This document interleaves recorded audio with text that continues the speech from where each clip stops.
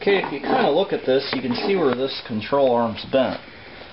If you look here and look here, you can see that crinkle in it. So it basically pushed it in and kind of bent it like that. Okay, I've test fitted the control arm to make sure that the cradle wasn't bent, and thank God it doesn't look like it is.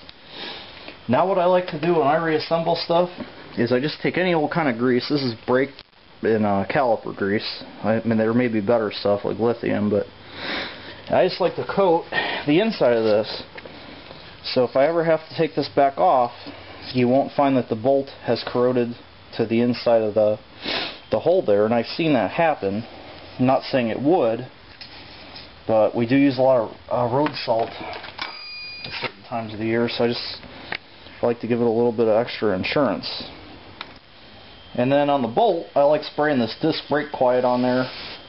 I don't know, I'm probably the only one that ever does this, but it obviously worked before, so can't be hurting too much. I hate road salt. Okay, now I'm going to tighten the bolts. I've gotten them hand started.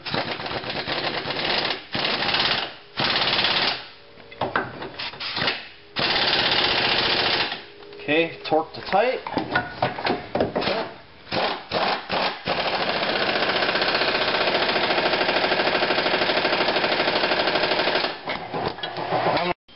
Okay, I got that bolt in and tight. I double checked it with a ratchet wrench.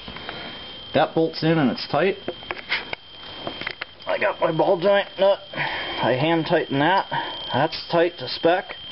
I got the cotter pin back in there. The seal seems to be alright. And I got my sway bar bolt tight. And what I did to all this, and I'm going to do these, and I'm going to spray them to help fend off corrosion.